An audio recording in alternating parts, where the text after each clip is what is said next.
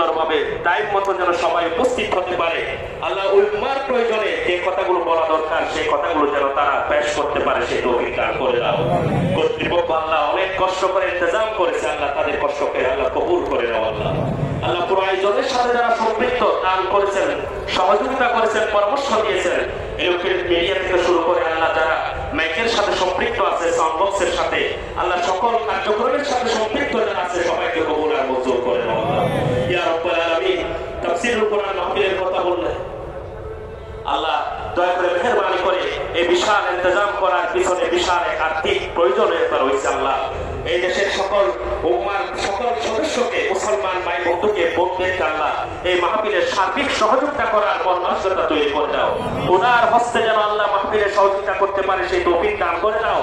সেই ধরনের মন আল্লাহ মাহফিলের প্রতি মায়েল করে দাও। আল্লাহ আল্লাহ এই মাহফিলের কথা বললেই যার কথা চলে আসে আমাদের শহীদ আল্লামা দেলোয়ার হোসেন সাঈদী রাহমাতুল্লাহ আলাইহি। আজকের ঐতিহাসিক তাফসীরুল কোরআন মাহফিলের ৫ম দিবসে লক্ষ লক্ষ মানুষ দৌড়ান্ত শুধুমাত্র তার করতে তাফসীর শোনার জন্য। বীর চট্টগ্রামবাসী করে যখন ডাক দিত, নাহমাদুহু বলে যখন আল্লাহ তিনি কথা শুরু করতেন, খুব বাজা শুরু করলে মাইকের ডিস্টার্ব বন্ধ হয়ে যেত, মানুষের আওয়াজ বন্ধ হয়ে যেত, পিনপতন নীরব হয়ে যে মানুষটির কথা লক্ষ লক্ষ মানুষ শুনতো।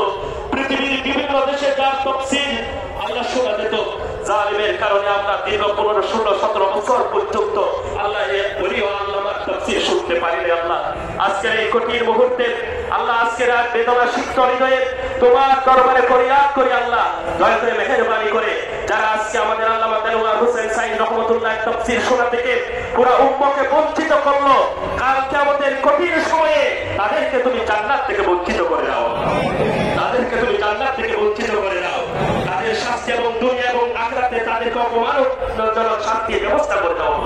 আল্লামা দেলোয়ার হোসেন সাঈদী রাহমাতুল্লাহ আলাইহিকে জান্নাতুল ফেরদাউসের উচ্চ মর্যাদা দান করো। আল্লামা শামসুদ্দিন রাহমাতুল্লাহ আলাইহি, আল্লাহ মুমিনুল হক চৌধুরী রাহমাতুল্লাহ আলাইহি, আল্লাহ বদিউল আলম সাহেব রাহমাতুল্লাহ আলাইহি সহ এখানে ওয়াজ করতেন সিদ্দিক আহমদ আজাদ রাহমাতুল্লাহ আলাইহি, আব্দুল লতিফ রাহমাতুল্লাহ আলাইহি সহ অসংখ্য উলামায়ে কেরাম, আল্লাহ বাইতুল শরীফের পীর সাহেব আব্দুল জব্বার রাহমাতুল্লাহ আলাইহি, কুতুবউদ্দিন শাহ কুতুবউদ্দিন রাহমাতুল্লাহ আলাইহি সহ অসংখ্য উলামায়ে কেরাম এই মঞ্চে কথা বলেছেন, যারা কবরে চলে গিয়েছেন, এখানে শুনেছেন অনেক মানুষ, আজ তারা নেই দুনিয়ার বুকে। দয়া করে মেহেরবানি করে সবাইকে জান্নাত নসিব করে দাও। আমরা যারা আছি আল্লাহ এই তাফসীর মাহফিলে আল্লাহ শান শৌকত, আল্লাহ ইখলাস রক্ষা করার তৌফিক দান করে দাও।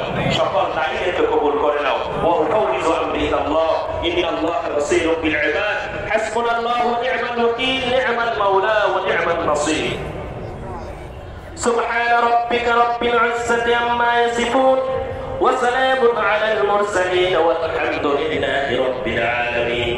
اللهم اجعل آخر كلمتنا عند سكرة الموت شهادة أن لا إله إلا الله محمد رسول الله.